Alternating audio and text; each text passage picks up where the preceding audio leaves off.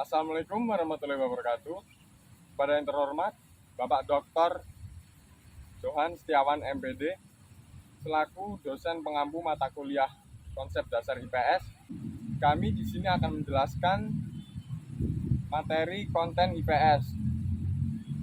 Saya Yuri Damar Pangestu sebagai moderator dengan NPM 233500034.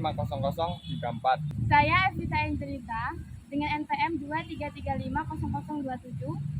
Dan saya Anissa Sofiana dengan NPM 233500003. Dan saya Gita Tifas Nabila dengan NPM 233500033. Oke, saya di sini akan menjelaskan tentang fakta. Fakta adalah keadaan atau peristiwa yang merupakan kenyataan sungguh-sungguh terjadi dan terjamin kebenarannya, atau sesuatu yang benar-benar ada atau terjadi. Fakta sosial adalah cara bertindak, berpikir, dan berperasaan yang berada di luar individu dan mempunyai kekuatan memaksa dan mengendalikan individu tersebut. Contohnya, di sekolah seorang murid diwajibkan untuk datang tepat waktu dengan menggunakan seragam dan bersikap hormat kepada guru. Ada beberapa fakta seperti 1. Gunung Galunggung meletus pada tahun 1982. 2. Pada tahun 1997 banyak hutan di Sumatera dan Kalimantan terbakar. 3.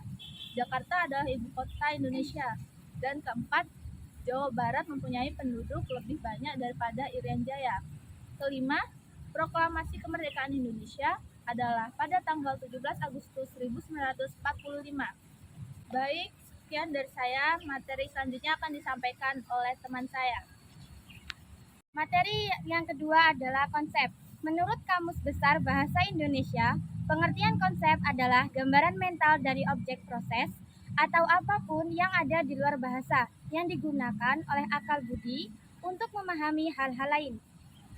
Menurut Sujadi, pengertian konsep adalah ide abstrak yang dapat digunakan untuk mengadakan klasifikasi atau penggolongan yang pada umumnya dinyatakan dengan suatu istilah atau rangkaian kata. Dengan demikian, konsep ilmu pengetahuan sosial mengandung pengertian ilmu pengetahuan sosial yang merupakan disiplin ilmu dari disiplin ilmu-ilmu sosial. Disiplin ilmu itu diajarkan untuk memenuhi kebutuhan pendidikan dan pembelajaran di sekolah dari pendidikan tinggi. Meskipun disiplin ilmu dari dasar-dasar ilmu sosial berdiri sendiri, namun dapat ditarik aspek-aspek nilai yang dikembangkan tiap-tiap ilmu dengan disiplin ilmu lainnya. Untuk lebih menjelaskan pengertian tentang konsep, berikut ini dikemukakan beberapa sifatnya. Yang pertama, konsep itu bersifat abstrak. Ia merupakan gambaran mental tentang benda, peristiwa, atau kegiatan. Misalnya, kita mendengarkan kata kelompok. Kita bisa membayangkan apa kelompok itu. Kedua, konsep itu merupakan kumpulan dari benda-benda yang memiliki karakteristik atau kualitas secara umum. Yang ketiga, konsep itu bersifat personal. Pemahaman orang tentang konsep kelompok misalnya mungkin berbeda dengan pemahaman orang lain. Keempat, konsep dipelajari melalui pengalaman dengan belajar. Sekian materi dari saya. Selanjutnya akan dilanjutkan oleh rekan saya. Baik, materi yang selanjutnya yaitu tentang generalisasi. Menurut Nursid Sumatmaja pada tahun 1980, generalisasi adalah hubungan dua konsep atau lebih dalam bentuk kalimat lengkap yang merupakan pernyataan deklaratif dan dapat dijadikan suatu prinsip atau ketentuan dalam IPS. Pengertian generalisasi dalam sejarah berbeda dengan generalisasi dalam disiplin ilmu sosial lainnya. Generalisasi dalam sejarah merupakan contradiction interminis karena sifatnya yang unik, yang menunjukkan bahwa peristiwa sejarah itu tidak terulang lagi. Namun, di dalam sejarah ada juga kemungkinan yang terdapat pengulangan, dalam artian bahwa yang berulang itu adalah hal-hal yang berkaitan dengan pola perilaku manusia yang berorientasi nilai, sistem sosial, kebutuhan ekonomi, kecenderungan psikologis, dan selanjutnya menurut Rosciati dalam Derotimek pada tahun 1986 mengungkapkan adanya 4 jenis generalisasi yang diperlukan dalam kajian sejarah dalam IPS. Yang pertama yaitu generalisasi deskriptif. Contohnya yaitu pada umumnya pusat-pusat kerajaan terletak di tepi sungai. Yang kedua yaitu generalisasi sebab akibat.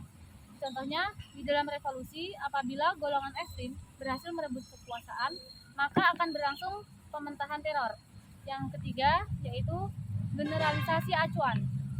Contohnya, raja adil, raja disembah, raja alim, dan raja disanggah.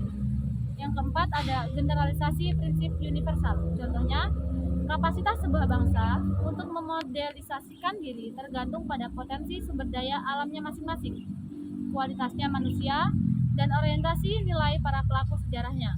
Generalisasi sejarah dalam konteks IPS itu bukan untuk dihafalkan, yaitu melainkan untuk dipahami dan diaplikasikan kepada situasi baru yang dihadapi. Untuk meningkatkan kemampuan itu, diperkenankan gagasan-gagasan dan pemikiran-pemikiran yang sesuai dengan kemampuan berpikir siswa, sehingga mereka itu dapat menghadapi permasalahannya masing-masing yang berkaitan dengan sejarah. Mungkin sekian yang dapat saya jelaskan. Materi yang selanjutnya akan dijelaskan oleh rekan saya. Materi yang selanjutnya, teori dalam IPS. Teori adalah prinsip umum yang menjelaskan hakikat gejala atau hubungan gejala berupa rumus, aturan, kaidah, dan sebagainya. Teori merupakan rangkaian fakta-fakta, konsep-konsep, dan generalisasi-generalisasi, serta perkiraan tentang implikasi atau akibat, dan rangkaian fakta-fakta, konsep-konsep, dan generalisasi tersebut yang satu sama lainnya sangat berhubungan. Teori adalah sarana ilmu berhubungan dengan fakta yang memiliki beberapa cara. Yang pertama, teori sebagai orientasi, mengenal fakta melalui pembatasan jenis data yang diabstraksi.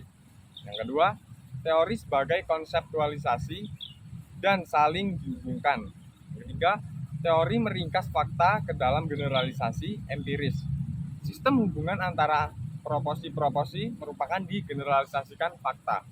Yang keempat, teori memprediksi fakta. Teori mengatakan di bawah kondisi X, maka Y akan dapat diobservasi. Yang kelima, teori digunakan untuk mengatasi keterbatasan pengetahuan kita. Fakta dapat dikenali dengan menggunakan teori. Terima kasih. Sekian yang dapat kami sampaikan. Apabila ada kekurangan dalam penjelasan, kami mohon maaf. Kami akhiri. Wassalamualaikum warahmatullahi wabarakatuh.